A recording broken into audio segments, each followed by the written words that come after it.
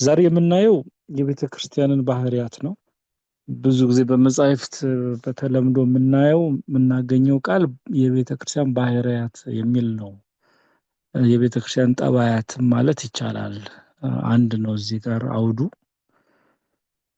እና ቤተክርስቲያን አራት ባህሪያት ወይም ጠባያት አሏት ብለው መምህራን ያስተምሩናል። እነዚህም አንደኛው አንዲት የሚል ነው።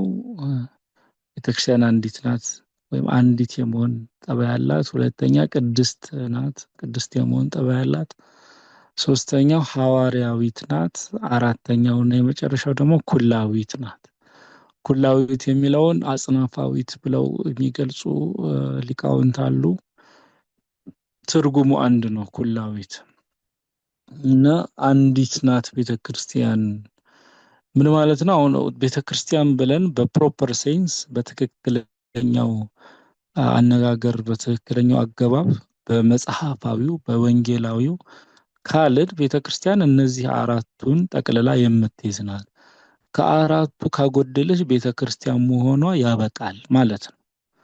አሁን በተለያዩ ሚዲያዎች በሜንስትሪምም በሌሎችም ሚዲያዎች ብዙ አብያተ ክርስቲያናት እንዳሉ ይነገራል። ለምሳሌ ብዙ የእምነት ተቋማት እንዳሉ ይነገራል። የተለመደ ነው።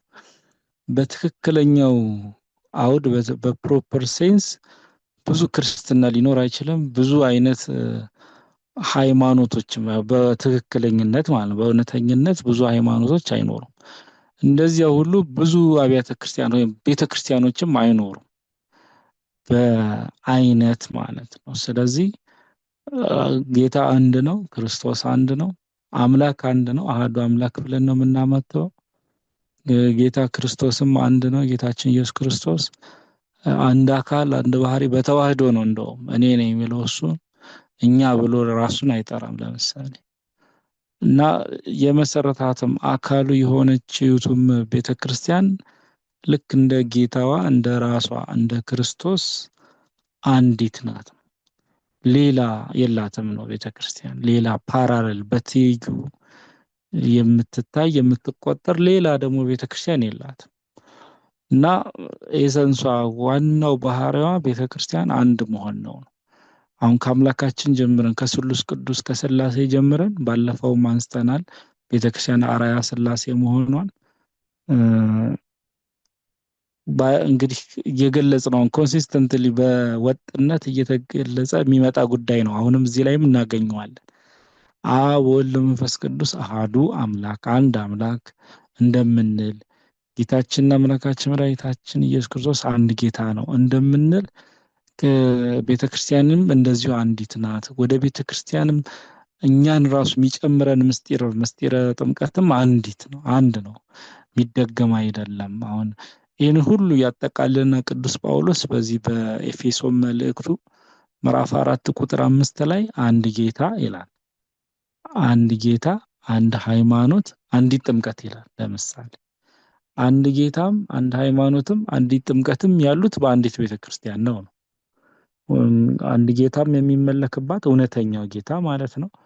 እርሱ የፈጠረን ጌታ ማለት ነው። እኛ የፈጠረንን ጌታ እናመልካለን፣ ለእሱ እንገዛለን፣ በእርሱ እንድናለን ብለን እናምናለን፣ ተስፋም እናደርጋለን። ሌሎች ደግሞ የፈጠሩትን ጌታ ሊያምኑ ይችላሉ። እንደዚያ ነው። እኛ የፈጠረንን እነሱ የፈጠሩትን ማለት በፍልስፍና በየጊዜያቱ በተነሱ እንግዳ ትምህርቶች ማለት የተለያየ የሰው አመክንዮ በሰው መጣበብ የአእምሮ ብቃት እንደዚያ እንዲህ ቢሆን አካሉ እንዲሆን ባህሪው እንዲሁ ቢሆን ነብይ ቢሆን ወይም እንዲህ ቢሆን ብለው የተፈጠረ ማለት ነው። ስለዚህ ሌላ ክርስቶስ ነው። ቅዱስ ኤጲፋንዮስ እንደሚናገረው እኛ የምንለው ክርስቶስና ሌሎች የሚሉት ክርስቶስ አንድ አይደለም። ቃሉ አንድ ሊመስል ይችላል፣ ግን አንድ አይደለም። ማለት ተመሳሳይ አይደለም ወይም ዘሴም አይደለም ማለት ነው። እኛ የምንለው ክርስቶስ የፈጠረን ነው፣ ሌሎች የሚሉት የፈጠሩትን ነው ይላል ለምሳሌ ቅዱስ ኤጲፋንዮስ። እና አንድ ጌታ ነው ያለን። ያም አንድ ጌታ ደግሞ የሚገኘው በአንዲት ቤተክርስቲያን ውስጥ ነው። ከዚያ አንድ ጌታ ጋር ደግሞ ህብረትን የተቀደሰ ህብረትን የምናደርገው ባለፈው ቤተክርስቲያን የተቀደሰች ህብረት ናት ብለናል። በአንዲት ጥምቀት አማካኝነት ነው። እነዚህ ሁሉ የተያያዙ ነገሮች ናቸው እና ቤተክርስቲያን አንዲት ትባላለች። አንዲት ናት። ሌላ አምሳያ ሌላ ደግሞ መንትያ የላትም ነው ቤተክርስቲያን። አሁን ይህች ቤተክርስቲያን በግብፅ ትገኛለች፣ በኢትዮጵያ ትገኛለች፣ በሶሪያ ትገኛለች፣ በህንድ ትገኛለች፣ በአርመን ትገኛለች፣ በኤርትራ ትገኛለች። እንደዚያ አሁን ይሄ አካባቢያዊ ማንነት፣ የባህል፣ የቋንቋ ልዩነት ይኖራታል። ግን ኤሰንሷ ዋናው መሰረታዊ ባህሪዋ አንድ ነው። ያ ማለት እዚህም ያለው ክርስቶስ ነው። አሁን የጠራናቸው የተለያዩ ቦታዎች እንደው ለአስተዳደር ዓላማ በአስተዳደር ምክንያት ብቻ የኢትዮጵያ፣ የኤርትራ፣ የሶሪያ፣ የህንድ፣ የአርመን፣ የግብፅ እንበላቸው እንጂ ቤተ ክርስቲያን አንዲት ናት። ለምን? አንድ አድራጊዋ ክርስቶስ አንድ ስለሆነ፣ አንድ የምትሰዋው መስዋዕት ቅዱስ ስጋውና ክቡር ደሙም አንድ ስለሆነ ማለት ነው። እና ሌሎች አሁን ልክ እንደየአካባቢው እንደየባህሉ ከአካባቢው ጋርም ተያይዞ እንዳለው ባህልና እንደሚፈጸምበት ቋንቋ ያ ስርዓት የስርዓቶች የአደራረጎች የአፈጻጸሞች ልዩነቶች ይኖራሉ፣ አለባበስም ጭምር። ግን ቤተ ክርስቲያን በቤተ ክርስቲያንነት ያ ማለት በክርስቶስ ምስጢር በራሱ በክርስቶስ አንዲት ናት ነው። አንዲት ስንል ይሄንን ማለታችን ነው እንጂ እንግዲህ በየሀገራቱ ስለምትጠራ አሁን እንዳልናቸው እንደዘረዘርናቸው ብዙ ናት ማለት አይደለም። ብዙ ናት ማለት አይደለም። ቤተክርስቲያን አንዲት ናት የምትባለው ከሃይማኖቷ፣ ከምስጢሯ፣ ከራሱ ከክርስቶስ የተነሳ ነው አንዲት ናት የሚባለው ነው። እና ቀደም ብዬ ለመግለጽ እንደሞከርኩት በተለያየ ቋንቋ ልትቀድስ ስርዓተ አምልኮቷ ልትፈጽም ትችላለች። የኛ ግዕዝ ነው፣ የኛና የኤርትራዎች ግዕዝ ነው። የግብጾች ኮፕቲክ ራሱ ላንጉጅ አላቸው፣ የኮፕቲክ ቋንቋ የቅብጥ የሚባለው። የሶሪያዎች ሱርስት የሚባል ቋንቋ አላቸው። እነ ቅዱስ ኤፍሬም ሶሪያዊ፣ እነ ቅዱስ ያዕቆብ ዘስሩግ፣ ሌሎቹም አባቶቻችን ያስተማሩባቸው እግዚአብሔርን ያመሰግኑባቸው ማለት ነው። ወደ ህንድም ደግሞ እንደዚያው እና እነዚህ አሁን የቋንቋ የባህል የአፈጻጸም ልዩነቶች ይኖራሉ እንዳልነው፣ ግን ሀሳባችን፣ ምስጢራችን፣ ትርጉማችን ግን ፊደላችን የተለያየ ቢመስል ትርጉማችን አንድ ነው። ስለዚህ አንዲት ቤተክርስቲያን ትባላለች። ከአንድ ጌታ ስለምትገኝ ስለተገኘች አንድ አምላክን ደግሞ ስለምታምን በስሉስ ቅዱስ በአንድ አምላክ ተስፋም ስለምታደርግ በስላሴ በማመንም ደግሞ እስከ መጨረሻ እቅታ ድረስ ስለምትጸና ለዘላለምም ከስሉስ ቅዱስ ማህበርነት ከስሉስ ቅዱስ አንድነት በጸጋ ስለማትለይ አንዲት ቤተክርስቲያን ትባላለች ነው። ከዚሁ ጋር ተያይዞ በአንዲት ቤተክርስቲያን እናምናለን ተብሎ ሲነገር አሁን በቤተክርስቲያን ሊቃውንት ያስተምሩናል። ቤተክርስቲያን ህንፃዋ ማለት ነው። አሁን ደግሞ ቤተክርስቲያን በወርቅ ብትሰራ በጭቃ በጨፈቃ ብትሰራ ክብሯ አንድ ነው ማለት ነው። እና አንዲት የሚያሰኛት ሌላው ጉዳይ ክብሯ ነው። አሁን ፊዚካሊ እንደኛ በአይነ ስጋ በምናየው ገንዘብ ቤተክርስቲያን ብዙ ልትመስል ትችላለች ምናልባት ላላስተዋለው ሰው ማለት ነው። ግን እንዲህ በጭቃ ተሰርታ ዘመም ያለች ብትሆን እንዲሁ ደግሞ አምሮባት አሁን ልክ ከተማ ውስጥ እንዳሉት አብያተ ክርስቲያናት ሰፍታ ተንሰራፍታ እንዲሁ በወርቅ ተንቆጥቁጣን ብትታነጽ እንግዲህ ህንፃ ቤተክርስቲያኑ ማለት ነው። ቤተክርስቲያን ክብሯ አንድ ነው። ለምን? የቤተክርስቲያን የክብሯ ምንጭ የተቀደሰ አንድነቷ መነሻ ምንጩ ቅዱስ ስጋውና ክቡር ደሙ ስለሆነ እንግዲህ በሁለቱም የህንፃ ቤተክርስቲያን አይነቶች ውስጥ የሚሰዋው መስዋዕት አንድ ክርስቶስ ነው እና ከክርስቶስ የተነሳ ክብሩ አንድ ነው። በዚያም መስዋዕቱን የሚሰዋ ካህን እኩል አይነት ክብር በእግዚአብሔር መንግስት ይኖረዋል፣ ይቀበላል። በዚህም እንደዚያው በዚያ የሚቀበል ቅዱስ ስጋውና ክቡር ደሙን እኩል የእግዚአብሔር መንግስት ይቀበላል። ልዩነት የለም ማለት ነውና ክብሯም አንድ ስለሆነ በወርቅም ብትሰራ በእንጨት ክብሩ አንድ ነው። ስለዚህ አንዲት ትባላለች ቤተክርስቲያን ነው። ሁለተኛው የቤተ ክርስቲያን ባህሪ ቅድስት መባል ነው። ቅድስት ናት ቤተክርስቲያን፣ አንዲት ናት አለን። ከዚያ ደግሞ ቅድስት ናት። ይቺው አንዲቷን ቤተክርስቲያን ቅድስት ናት። ቅዱስ የሚለው ቃል ልዩ የሚል ትርጉም አለው። ልዩ፣ ንጹሕ፣ ክቡር፣ ጽሩይ። እንደውም ካስተዋልነው ገና የዘወትር ጸሎት ስንጀምር የአማርኛውን በስመ አብ ወወልድ ወመንፈስ ቅዱስ በቅድስት ሥላሴ ንጹሕ፣ ልዩ፣ ክቡር፣ ጽሩይ በሆኑ እንላለን አይደል? ይሄ ማለት እንግዲህ ቅድስት ሥላሴ የሚለውን ስንተረጎም ነው የግዕዙን በቅድስት ሥላሴ እንዘ አምን የሚለውን ማለት ነው። እያመንኩና እየተማጸንኩ ብለው አማርኛው ከዛ ይቀጥላል። ግን ቅድስት የሚለውን ሲተረጉም ንጹሕ ይላል፣ ልዩ ይላል፣ ክቡር ይላል፣ ጽሩይ ይላል። ጽሩይ ማለት የጠራ ማለት ነው። እና እነዚህ ሁሉ ቃላት የቅዱስ ወይም ቅድስት፣ ቅዱስ ያው በወንድ አንቀጽ ነው፣ ቅድስት በሴት አንቀጽ ነው። አንድ ነው፣ ያው ፌሚን እና መስኩሊን መሆኑ ነው አነጋገሩ። እና ግን ልዩነት የለውም፣ ትርጉሙ ነው። ንጹሕ ማለት ነው፣ ልዩ ማለት ነው፣ ክቡር ማለት ጽሩይ ማለት ነው። እና ልዩ ማለት ነው። ቅድስት ናት ቤተክርስቲያን ስንል የተለየች ናት እያልን ነው። ከምንድን ነው የተለየችው ነው ጥያቄው። ከፈቃድ ዓለም፣ ከዓለም ፈቃድ፣ የዓለም ፈቃድን ከመከተል፣ የዓለም ፈቃድን ከማድረግ፣ ከግብረ ዓለም፣ ከኃጢአት፣ ከክህደት፣ ከኑፋቄ ተለይታለች። የማን ሙሽሪት ሆናለች? ተለይታ ለክርስቶስ ታጭታ የክርስቶስ የመርአዊ ሰማያዊ የሰማያዊ ሙሽራ የክርስቶስ ሙሽሪት ሆናለች። በእርሱም ደግሞ ነጽታለች። ስለዚህ ቅድስት ትባላለች። ቅድስት ትባላለች። ቅድስት ማለት የተለየች ማለት ነው። ከምን የተለየች እንዳልነው ከዓለም የተለየች፣ ከዓለም ከፈቃዷም፣ ከዓለም ከስራዋም ማለት ነው። ከዓለማዊ ስራ ማለት ነው።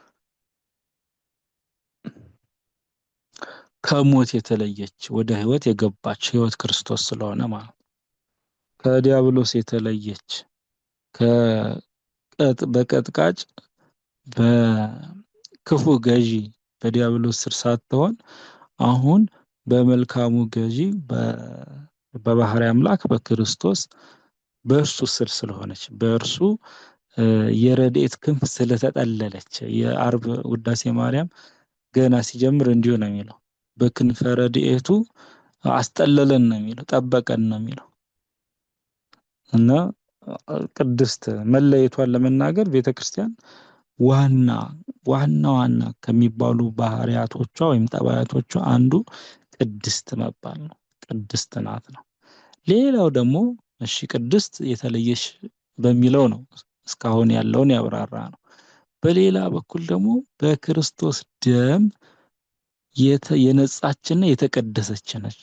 በክርስቶስ ደም በክቡር ደሙ የተቀደሰች ናት። ክቡር ደሙን ያፈሰሰላት እንደው ለመነሻው ገና ከጥንቱም ጌታችን ኢየሱስ ክርስቶስ ቅዱስ ሥጋውን የቆረሰው ክቡር ደሙን ያፈሰሰው ለዓለም ሁሉ ነበር። ግን ዓለም ሁሉ አልተቀበለውም፣ አላመነበትም። ግን የተቀበሉት እነሱ ቤተክርስቲያን ይባላሉ። በአንድነት ቤተክርስቲያን የምትባለው እርሷ ነች። እና በዚያ ክቡር ደም የተቀደሰችው የነጻቸው ክርስቶስም መድኃኒት የሆነላት በዚያ ምክንያት ቅድስት ትባላለች ነው ቤተክርስቲያን። ሶስተኛው ቤተክርስቲያን ሐዋርያዊት ትባላለች። አሁን የመጀመሪያው ምን አለን? አንዲት ናት አለን፣ ቅድስት ናት አለን። ቀጥለን ሶስተኛ ደግሞ ሐዋርያዊት። ሐዋርያዊት ምን ማለት ነው? አሁን ጸሎት ሃይማኖት ላይ ሁል ጊዜ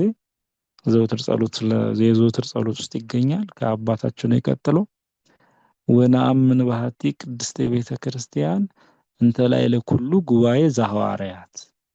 ሐዋርያት በሰበሰቧት በአንዲት ክብርት ቤተ ክርስቲያን እናምናለን ብለን ነው ሁልጊዜ የምንመሰክረው። እንግዲህ ይህ ጸሎት ሃይማኖት ስንጠመቅ የምንመሰክረው ነው፣ ስናጠምቅ የምንመሰክረው ነው።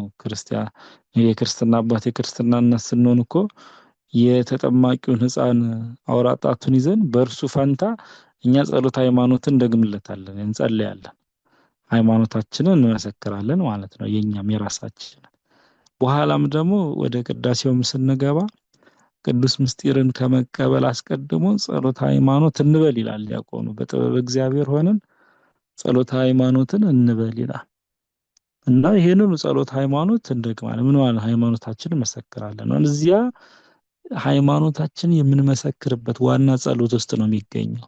ሐዋርያት በሰበሰቧት በአንዲት ክብርት ቤተ ክርስቲያን እናምናለን ይላል። እንግዲህ ጸሎቱ አንዱ ክፍል ማለት ነው። ሐዋርያት በሰበሰቡት እንተ ላዕለ ጉባኤ ስላል ጉባኤ ማለት ስብሰባ ስብስብ ማለት ስለሆነ እና እንተ ላዕለ ኩሉ ጉባኤ ዘሐዋርያት ሐዋርያት በሰበሰቧት በአንዲት ክብርት ቤተ ክርስቲያን እናምናለን። የሚታመንባትም ነው። አሁን ራሱ የሚነግረን ይኸው ኃይለ ቃል ቤተ ክርስቲያን እንዲሁ ዝም ብላ የሆነች አይነት ተራ ቤት አይደለችም። ራሱ ነገረ ቤተ ክርስቲያን የኛ የእምነታችን አንድ አካል ነው። ልክ በክርስቶስ እናምናለን፣ በሥላሴ እናምናለን፣ በቁርባኑ አማናዊነት እናምናለን እንደምንለው ሁሉ በጥምቀት ልጅነት የሚያድል መሆኑን እናምናለን እንደምንለው በቅድስት ቤተክርስቲያን እናምናለን የሚባልባት ናት። የእምነታችን አካል ናት። እናምናለን የሚባለው ለዚያ ነው። እናምን ባህቲ ቅድስት ቤተክርስቲያን ተላዕለ ኩሉ ጉባኤ ዘሐዋርያት ሐዋርያት በሰበሰቧት። ስለዚህ ሐዋርያት የሰበሰቧት ናት በሚለው አንጻር ይህችው ቤተክርስቲያን እውነተኛዋ ቤተክርስቲያን ሐዋርያት የሰበሰቧት ሐዋርያዊት ናት ነው። ሐዋርያት እንዴት ነው የሰበሰቧት ነው አንደኛው ጥያቄ። ሐዋርያት በምን የሰበሰቧት? በትምህርተ ስብከታቸው በስብከታቸው የሰበሰቧት የክርስቶስን ትንሣኤውን ማዳኑን ቅድስት ማህያዊት የምትሆን ሕማሙን በፈቃዱ የተቀበላትን ሞቱን ከዚያ በኋላ ደግሞ በኃይሉ ያደረገውን ትንሣኤውን እየሰበኩ እስከ አጽናፈ ዓለም ድረስ ሐዋርያት ይህንን ወንጌል አድርሰዋል። ወንጌል ማለት ብስራት ማለት ነው፣ የምስራች ማለት ነው። ይህንን የምስራች አድርሰዋል ለዓለም ሁሉ። አስቀድሞም ታዘዋል። ሂዳችሁ እስከ አጽናፈ ዓለም ድረስ ወንጌልን ለፍጥረት ሁሉ ስበኩ ተብሏል። ፍጥረት ማለት ስለ ሰው ሁሉ ማለት ነው እና ለሰው ሁሉ ስበኩ ተብሏል። የማርቆስ ወንጌል ምዕራፍ 16 ቁጥር 16። በዚህ መሰረት ይህንን ወንጌል ይህንን ስብከት የጌታችንን ትምህርት እስከ አጽናፈ ዓለም እየሄዱ አስተምረዋል። ሲያስተምሩ እሺ በጄ ብለው ያመኑላቸውን አጥምቀዋል። ወደ ቤተ ክርስቲያን ማህበር ጨምረዋል። የቤተ ክርስቲያን ማህበር ናት ብለናል ባለፈው ሳምንት እና እንደዚህ የሰበሰቧቸው ብዙ አሶች ስላሉ አሳ አጥማጆች ሆነው ስለሄዱት አሳ ያልነው አሁን ሰዎችን ማለታችን ነው። በወንጌል ልክ በመረብ ነው የሚመሰለው የሐዋርያት ወንጌል የሐዋርያት ስብከት።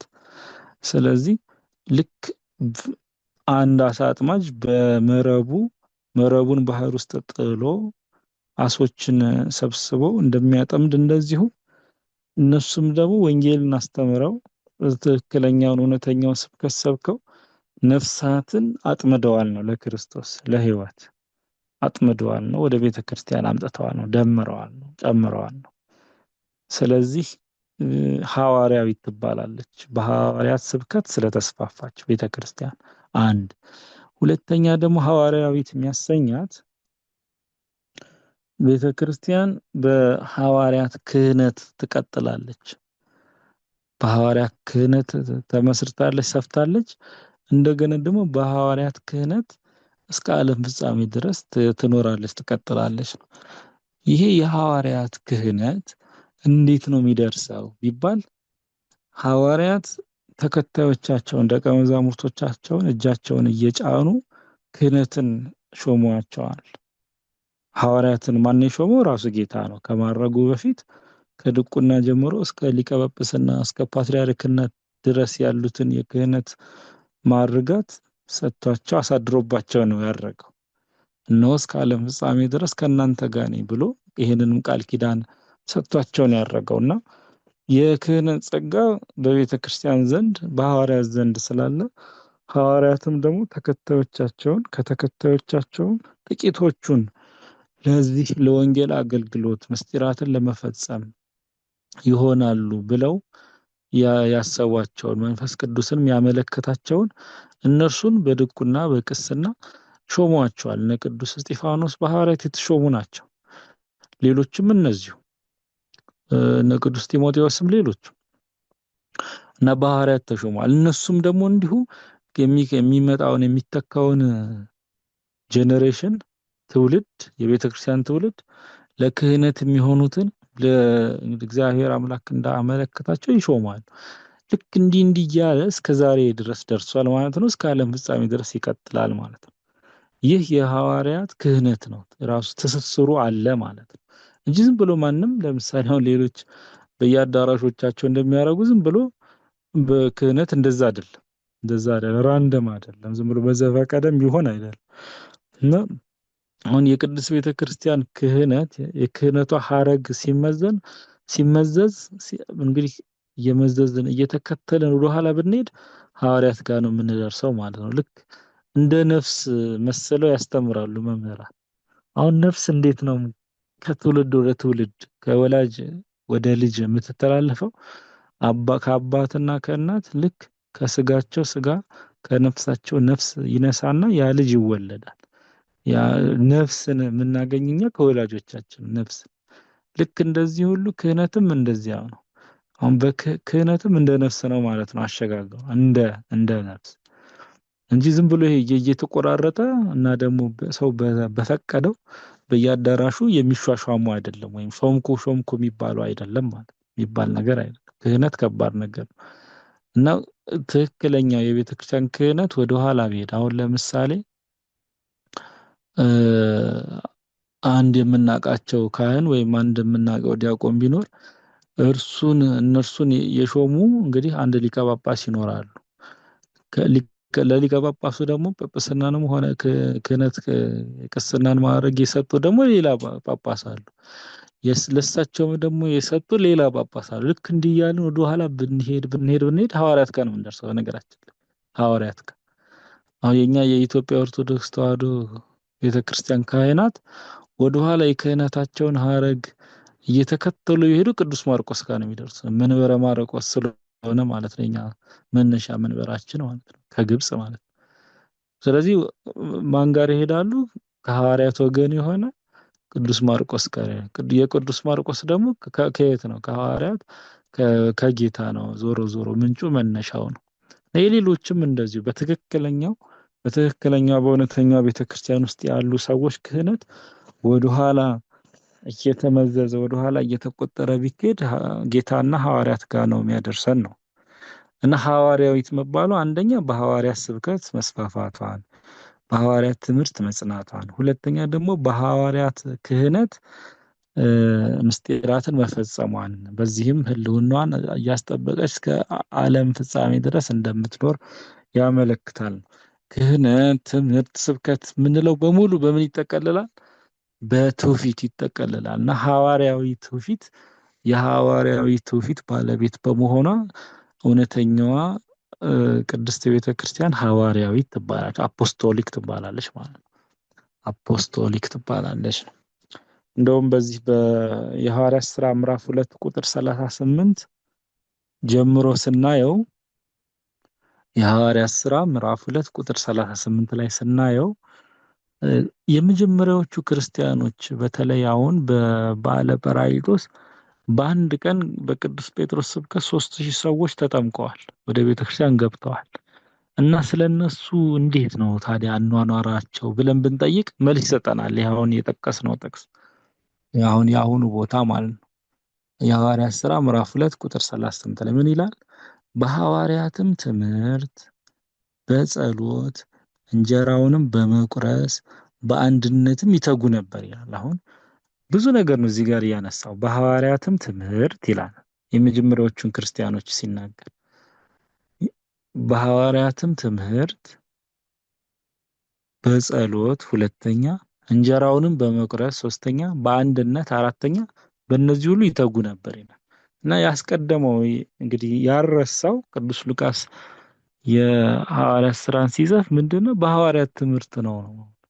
ክርስቲያኖች ራሱ ከዚያ በኋላ አይ በቃ እሺ እናንተን አንዴ እስክንጠመቅ ድረስ ሰምተናችኋል፣ ከዚያ በኋላ በየራሳችን እግዚአብሔር ይገልጥልናል፣ እናንተ አታስፈልጉንም አላሉ። ከዚያም በኋላ ኮንቲኒየስሊ ሳያቋርጡ በሐዋርያት ትምህርት ነው የጸኑት ነው ቤተክርስቲያን ውስጥ። ከዛ በኋላ ባሉትም ዓመታት ይሄ ነው የታየው። እስካሁንም እንደዚያ ነው የሚታየው። የሐዋርያት ትምህርት አለ ማለት የሐዋርያት ትምህርት ማለት መልእክታቸው የሐዲስ ኪዳን መጽሐፍት ብቻ ማለት አይደለም። ራሱ አተረጓጎማቸው እንዴት ነው እነዚህን መጽሐፍት እነዚህን በአዲስ ኪዳን የምናገኛቸው የራሳቸውን ትምህርቶች እንዴት ባለ አረዳድ ነው የሚረዷቸው? ይሄ በተለይ በነገራችን ላይ በጣም በጣም በጣም አስፈላጊው ነገር ነው። የሐዋርያትን ቃላት ብቻ አይደለም እኛ የተረከብነው፣ የቃላቱንም ትርጉም ነው የተረከብነው። ፊደላቸውን ብቻ አይደለም፣ ከፊደላቱ ጀርባ ያሉ ትርጓሜዎችንም ነው ቤተክርስቲያን የተረከበችው በየትውልዱ ማለት ነው። ስለዚህ ይሄ ትውፊት በሚለው ይጠቃልላል። በመጽሐፍም ያገኘ ነው፣ በቃልም ያገኘ ነው። በመጽሐፍም በቃልም ብቻ አይደለም ደግሞ ከሐዋርያት የተረከበ ነው፣ በድርጊትም በአደራረግ ራሱ አሁን ቤተክርስቲያን ሄደን ቅዳሴ ብናስቀድስ ኪዳን ብናደርስ ቄሱ እንዲህ አድርጎ ዑደት ያድርግ፣ ጽናውን ይዞ እንዲህ እያለ ይጠን። እነዚህ ሁሉ በነገራችን ላይ አልተጻፉም ብዙዎቹ። እና እንዴት ነው የተገኙት ሲባል ከትውልድ ትውልድ በድርጊት ነው፣ በማየት በድርጊት ድርጊቱንም ነው ማለት ነው ሲያወርሱ የቆዩት አባቶቻችን። እነርሱም ከሐዋርያት የወረሱት እንደዚያ ነው። በቃል የተነገራቸው አሉ፣ ከዚያ ደግሞ በመጽሐፍ ደግሞ የተረከቡት አሉ፣ ከመጽሐፍ ቅዱስ ጨምሮ ሌሎችንም መጽሐፍት ማለት ነው። ከዚያ ደግሞ በድርጊት ደግሞ እንዲሁ ሲደረግ በማየት ከዛ ራሱንም ደግሞ አሁን ስርዓት አምልኮት ላይ በተለይ አሁን ቀደም ብዬ እንደገለጽኩት ሲደረግ በማየት ከዚያስ ራሱን በማድረግ በመኖር እንደገና ደግሞ ያንኑ ድርጊት ያንኑ ፕራክቲስ ወደሚቀጥለው ትውልድ ደግሞ የክህነት ትውልድ የአገልጋይ ትውልድ ማስተላለፍ ማለት ነው። እና የሐዋርያት ትውፊት ምንለው ቀላል አይደለም ነው። እና ይሄንን የሐዋርያዊ ትውፊት አሟልታና አካታ ስለምትይዝ ስለያዘች ቤተክርስቲያን ሐዋርያዊት ወይም አፖስቶሊክ ትባላለች። ሌላው ቤተክርስቲያን ኩላዊት ትባላለች። ኩላዊት አጽናፋዊትም የሚሉ አሉ። ግን ያው ነው። ምን ማለት ነው? ኩላዊትም ብንል አጽናፋዊት በሁሉም ቦታ የምትገኝ ማለት ነው። ግን ከዚህ የበለጠ ምንድነው ትርጉሙ? ኩላዊት ለሁሉ የተሰጠች ማለት ነው። ለሁሉ የተሰጠች። አሁን ቀድሞ ኦሪት ለእስራኤል ብቻ ነበር የተሰጠችው። ኋላ ግን ወንጌል ላመነባት ሁሉ አይሁዳዊም ይሁን ሮማዊም ይሁን ግሪካዊም ይሁን ቻይናዊም ይሁን አሜሪካዊም ይሁን ላመነበት ሁሉ የተሰጠ ነው ማለት ነው። ስለዚህ ወንጌልን የኔ ብቻ ነው ብሎ ልክ ፖሰስ ማድረግ የሚችል ወገን የለም ማለት ነው ምድር ላይ። ለተቀበላት ሁሉ ናት ነው ወንጌል። ቤተክርስቲያንም እንደዚያው ነች፣ ኩላዊት ነች። ለተቀበላት ጥምቀትሽን ተጠምቀን ያንቺ አባል እንሆናለን ብለው በክርስቶስ አምነው ለቀረቡ ሁሉ ናት ቤተክርስቲያን። ለነገሌ አይደለችም አትባልም። አሁን እንግዲህ በተለይ በዚህ ጊዜ አስከፊም ስለሆነ አሁን የደረስንበት ጊዜ የሰው አእምሮ ተለውጧል። አሁን ፖለቲካሊ ማይንድድ የሆነና በፖለቲካ አስተሳሰብ ቤተክርስቲያን የዚህ ብሔር ናት ይላል። አሁን ለምሳሌ ደፍሮ ማለት እንኳን የዚህ ብሔር ይቅርና የኢትዮጵያ ብቻ ናትም አይባልም። ይሄ ኑፋቄ ነው የሚሆነው፣ ክህደት ነው የሚባለው። ክርስቶስንም አያስደስተውም፣ እንደውም ያስቆጣዋል እንጂ። እና የዚህ ወገን ናት አትባልም፣ የአይሁድ ናት አትባልም፣ የሮማውያን ናት አትባልም፣ የግሪካውያን ናት አትባልም። የተቀበላት ሁሉ ናት። በነገራችን ላይ ኦርቶዶክሳዊነት የኛ የግል ንብረታችን አይደለም፣ የኛ አይደለም። ልክ ቤተክርስቲያን የማን ናት ስንል የክርስቶስ ናት እንዳልን ኦርቶዶክሳዊነት የክርስቶስ ነው፣ የእግዚአብሔር ነው። እኛ በአደራ ነው የተቀበልነው። እና ሲሆን እኛ ለሌላው ነው። ሲሆንም ብቻ አይደለም ትእዛዝ ነው ራሱ ለሌላው የማሻገር ለሌላው ሼር የማድረግ የማካፈል ምን ማለት ነው? በስብከተ ወንጌል ማለት ነው። በኢቫንጀላይዜሽን ስብከተ ወንጌሉ ለዚያ እንጂ ይሄንን ብርሃን እኛ ጋር ብቻ ከእንቅብ ስራ አድርገ ነው እኛ ብቻ እንድንጠቀምበት፣ እኛ ብቻ እንድናበራበት፣ እኛ ብቻ በመንፈሳዊ አጋጊያጥ እንድናጌጥበት አይደለም የእግዚአብሔር ፈቃዱ። እና ሂዱ፣ ስበኩ፣ አስተምሩ፣ ምስክር ሁኑ የተባሉት ነገሮች በሙሉ ለሁላችንም ነው፣ እንደየ ሚናችን ማለት እንደየቦታችን። እና ኦርቶዶክሳዊነት የኛ አይደለም ማለት ነው። ከዚህ አንጻር በዚህ አረዳድ የኛ አይደለም፣ እውነቴን የእግዚአብሔር ነው። እኛ እንግዲህ እንደመታደል ሆኖ በእግዚአብሔር ቸርነት እሱ በሚያውቀው በጥበቡ እኛ ሆነናል። ኦርቶዶክሳውያን ግን አደራ ነው ያለብን፣ አንደኛ ራሳችንን እንድንጠበቅበት፣ ሁለተኛ ደግሞ እንዲሁ ለኛ ለራሳችን ብቻ ወሰነ ነው በእኛ ብቻ እንዲወሰን አድርገ ነው እንድንኮፈስበት እንድንመካበትም ደግሞ አይደለም። ይሄ አጉል ትምክትም አይደለም። እኔ በኦርቶዶክስ በመሆኔ እኮራለሁ ይላል አንዳንድ ሰው ሶሻል ሚዲያ ላይ።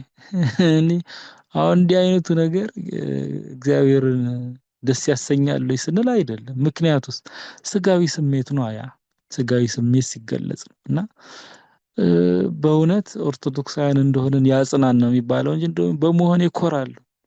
ይሄ ምንም ፕራይድ በራሱ የፕራይድ ወይም የኩራት ደግ ነገር የለው፣ ደግ ነገር የለው። እና መመካትስ ቢገባ የሚመካ በእግዚአብሔር ይመካ ነው የተባለው። እና እንዲህ በመሆን የሚባልበት አይደለም በእውነቱ ማለት እንደ ክርስትና ስናየው፣ እንደ ክርስትና እናስብ ከተባለ ማለት ነው። እና ኦርቶዶክሳዊነት እንደው ለሌላው ራሱ የማድረስ ምክንያቱም ኩላዊት ናት እያለን ነው ቤተክርስቲያን። ሃይማኖት ኩላዊት ናት፣ ትክክለኛው ሃይማኖት ያዋን ለሁሉ የተሰጠች ናት። ሁሉም ግን እየተቀበላት አይደለም። እንዲቀበላት የማድረግ ኃላፊነት አለብን ማለት ከቤተሰብ ጀምሮ። እና ሐዋርያት መጀመሪያ የተቀበሉት መመሪያና ትእዛዝ ከጌታ ዘንድ በኢየሩሳሌም፣ በይሁዳ፣ በሰማሪያ እስከ ዓለም ዳርቻ ድረስ የምስራቹን ተናገሩ ነው፣ ወንጌልን ተናገሩ ነው፣ ምስክሮች ሁኑ ነው። እና ከየት ይጀምራል ግን? በኢየሩሳሌም። ከዚያስ ሁለተኛው ስቴፕ ወደ ይሁዳ፣ ከዚያስ ወደ ሰማሪያ፣ ከዛ በአሕዛብ ዘንድ በሰፊው ዓለም ማለት ነው። ይሄ ትርጉም አለው ይላሉ መምህራን። በኢየሩሳሌም ማለት አሁን በእኛ ሲተረጉም በቤተሰባችን፣ ከዚያስ በጎረቤታችን፣ በአካባቢያችን፣ ከዚያ በኋላ ወደማናቃቸው ሁሉ እስከመሄድ ድረስ ሊደርስ ይችላል፣ ይደርሳል። እንግዲህ እያንዳንዳችን ወደማያውቁ እንሄዳለን ማለት አይደለም። እንደየቦታችን ያልኩት ቅድም ለዚያ ነው፣ እንደየሚናችን ያልኩት። እና ካህናት ይሄዳሉ፣ ምዕመናን ግን ቢያንስ በቤተሰባቸውና በአካባቢያቸው ያለውን መድረስ ማለት ነው። እንግዲህ ለሁሉ እየጠቀሱ ማስተማርም ደግሞ አይደለም ወንጌል ሲባል። እሱም በሚያስፈልግበት ሰዓት ሊደረግ ይችላል። ግን በተለይ በሰላም በመኖር ፍቅርን በማሳየት ደግነትን በማሳየት ቸርነትን በማሳየት ርህራሄን በማሳየት በተለይ የተቸገሩትን እንዲህ አለሁ በማለት ማለት ነው። እና የሚገደው በመሆን እንደዚያ በመሆን ነው እንጂ እንዲህ ራሳችን ብቻ አይደለም። ያለበዚያ የእግዚአብሔር ኃይል የእግዚአብሔር ክብር እኛም ደግሞ የእግዚአብሔር ቸርነት ቀምሰናል የምንለው ታዲያ እናንተስ ለማን ያስተላለፋችሁት ለማን አቀምሳችሁ ተብለን እንጠየቃለን። አሁን ቅዳሴ ላይ ልክ ወደ ቅዳሴው ስንገባ ቅዳሴ ገቡ ይባላል። ለምሳሌ አሁን በጣም ምስጢራዊ አነጋገር ስላለ ነው አሁን አባቶች ዘንድ ማለት ነው ከድሮ ጀምሮ የተለመደ። ወደ ቅዳሴ ሲገባ ቅዳሴ ገቡ ይባላል። ለምን? ቅዳሴ ሌላ ዓለም ስለሆነ ሌላ መንፈሳዊ ዓለም ውስጥ ስለሆነ የሚገባው ማለት ነው። የሌላ ዓለም ምስጋና ስለሆነ የዚህ ዓለም ስላይደለ ማለት ነው። ከዚያ ልክ ቅዳሴውን ስንጨርስ የሚለው ትምህርተ ጥቅስ ውስጥ ሆኖ ማለት ነው። የሚያልቅ አይደለም የእግዚአብሔር ምስጋና። ግን ስንጨርስ በሚያግባባን ቋንቋ ዲያቆኑ በሰላም ግቡ ይላል። እቱ በሰላም አሁን በሰላም ግቡ የሚለው እኮ ወደ ዓለም ማለቱ ነው። ያው ግዙ እቱ በሰላም ነው። አንዳንድ ጊዜ ዲያቆኑ በተለምዶ በሰላም ወደ ቤታችሁ ግቡ ይላል። ያው ወደ ቤታችሁ ሚል የለም ግዕዝ ውስጥ። ያው ግን ይተረጉማል ማለት ነው። ግን አኪዩሬት አይደለም እሱ ትርጉም። ያው ትክክለኛው እቱ በሰላም ግቡ ነው። ግን በሰላም ግቡ ምን ማለት ነው? መጀመሪያ ከዓለም ተለይታችሁ ቅዳሴ ገቡ እንደተባለላችሁ አሁን ደግሞ ወደ ዓለም በሰላም ግቡ። ለምን? እዚህ የሰማችሁትን ለዓለም እንድታሰሙ፣ እዚህ ያያችሁትን የእግዚአብሔር ቸርነት ለዓለም ምስክር እንድትሆኑ፣ እዚህ የቀመሳችሁትን ቅዱስ ምስጢር ጣዕሙን እንዲሁ ለዓለም ራሱ ስለ ክርስቶስ ምስክሮች እንድትሆኑ በሰላም ወደ ዓለም ሂዱ ነው። በሰላም ወደ ዓለም ግቡ ነው። እና ሌላ ዓለም ስለሆነ ራሱ የስርዓት አምልኮቱ ቅዳሴው እና ወደ ዓለም ግቡ ማለት የምትናገሩት አላችሁ፣ ለሌላው የምታደርሱት አላችሁ፣ ለሌላው በደግነት ሌላውን እየወደዳችሁ እያከበራችሁ የምትኖሩት ኑሮ አላችሁ። ለዚያም በሰላም ሄዱ ነው እንጂ ዓለማዊ እንድትሆኑ አይደለም። ስለዚህ አለብን ማለት ነው። ይሄንን ኩላዊት ናት ማለት ቤተ ክርስቲያን ለሁሉ መሰጠቷን እኛ ራሳችን በሕይወታችን የምናሳይበት እድል አለ ማለት ነው። ይብዛም ይነስ ይጥበብ ይስፋም እንደዚህ ያለ ማለት ነው። ስለዚህ ቤተክርስቲያን ኩላዊት ትባላለች፣ ለሁሉ የተሰጠች ናት። በእኛም እጅ መሰጠት ይገባታል ነው ቤተክርስቲያን። ይብዛም ይነስም በእኛም እጅ እንዴት አይነት ነው አምላካቸው እነዚህ ምግባራቸው ያማረ ፍቅራቸው እንዴት ተገለጸ የአምላካቸውማ ምን ያህል ብሎ ሰው እየተሰበከ እኮ ይመጣል። በቤተክርስቲያን ታሪክ ብዙ ጊዜ ያንን አይተናል። አሁን ግን ምን እያደረግ ነው?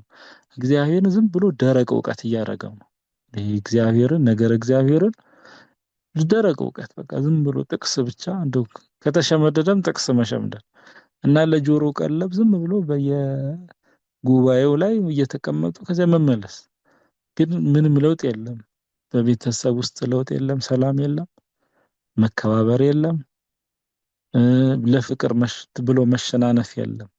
በአካባቢውም እንደዚያ እና እንዲህ ካልሆነ ደግሞ እንዲህ በመጣን 1000 ጊዜ ብንመላለስ በእግዚአብሔር ዘንድ ምንም በዜሮ እንደማባዛት ነው። ምክንያቱም በአምሳሉ ለፈጠረው ሰው ካልሆነ ለሱ አልሆንማ። አሁን ቅዱስ ዮሐንስ በመልእክቱ እንደተናገረ ወንድሙን እየጠላ እግዚአብሔርን እወዳለሁ የሚል ውሸታም ነው ይላል፣ ሐሰተኛ ነው ይላል። ዝም ብሎ ቲዎሪውን ነው አሁን በደንብ እና ደግሞ በዚያው ቲዎሪውን ብቻ መያዛችን አይደለም። በቲዎሪው እንዲሁ በምንሰማቸው ሐሳቦች ብቻ በምንሰማቸው ጥቅሶችና ትርጉሞች ብቻ ተደላልለን የተቀመጥን ይመስለኛል ብዙዎቻችን፣ በተለይ በዚህ ትውልድ ያለን ክርስቲያኖች ማለት። ስለዚህ እንደዚህ አይደለም። ቤተክርስቲያን የሁላችንም ናት፣ ለሁሉ የተሰጠች ናት። በመሰጠት ሁሉ ተቀብሏታል፣ ሌላው ጉዳይ ነው። እየራሱ ሁሉም ይመልሳል መልሱን በእግዚአብሔር ፊት። ግን መሰጠቷን በእኛም ደግሞ መገለጥ አለበት ነው። እኛም በሷ ውስጥ መኖር አለብን ነው የእውነት። እና ኩላዊት ናት፣ አንዲት ናት፣ ቅድስት ናት፣ ሐዋርያዊት ናት፣ ኩላዊት ናት ቤተክርስቲያን።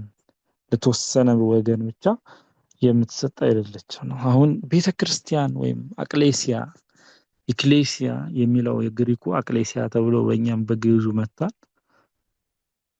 ቤተክርስቲያን ራሱ ሩት ወርዱ ይሄ የግሪኩ ማለት ነው። አክሌሲያ የሚለው የተጠሩ ነው ራሱ ትርጉሙ ማለት ነው። በመሰረታዊነት የተጠሩ ናት፣ የተጠሩ ሰዎች ስብስብ ማለት ነው ቤተክርስቲያን። ከዚያ የተጠሩ ብቻ ሆኖ አይቆዩም። በቤተክርስቲያን ውስጥ ሲኖሩ፣ በክርስትና ሲኖሩ፣ ሲወድቁ፣ ሲነሱ፣ ለኃጢአት ሲሸነፉ፣ ከዚያ በኋላ በንስሐ ወደ ክርስቶስ ሲመለሱ እንደዚያ የሚኖሩት ከተጠሩ በኋላ ይመረጣሉ። መጠራት አንድ ነገር ነው፣ መመረጥ ሌላ ጉዳይ ነው ለመንግስቱ። ስለዚህ የተጠራችሁ ልትመረጡ ይገባችኋል ነው እየተባልን ያለ ነው በቤተክርስቲያን። የተጠሩ ማለት ነው ቤተክርስቲያን። እና ይህች ቤተክርስቲያን ቀድሞ የነበሩ የህዝበ እስራኤል ምሳሌ፣ ህዝበ እስራኤል የቤተክርስቲያን ምሳሌ ነበረ ቀድሞ በብሉይ ኪዳን። ህዝበ እስራኤል ማለት በብሉይ ኪዳን የነበሩ የእግዚአብሔር ወገኖች፣ በስጋ የእስራኤል ወገኖች ማለት ነው። በስጋ የእስራኤል ወገኖች ማለት ነው። እና እስራኤል ዘስጋ ይባላሉ በሌላ አነጋገር። ቤተክርስቲያን ደግሞ እኛ እስራኤል ዘነፍስ እንባላለን። እስራኤል ዘነፍስ እንባላለን። ለእስራኤል ዘስጋ መሪያቸው ሙሴ ነበረ። በተለይ የበረሃውን ጉዞ ከግብጽ ወጥተው ወደ ከነዓን ሲጓዙ ከነዓን ሊገቡ ሲሉ ብዙውን ያስጓዛቸው የመራቸው ሙሴ ነው። ለእስራኤል ዘነፍስ ለቤተ ክርስቲያን ደግሞ መሪዋ ፊት አውራሪዋ አማናዊ ሙሴ ክርስቶስ ነው። ክርስቶስ እንደው በዚህ በዕብራውያን መልእክት ምዕራፍ 3 ላይ ሙሴና ክርስቶስን እያነጻጸረ በሰፊ ይናገራል ቅዱስ ጳውሎስ።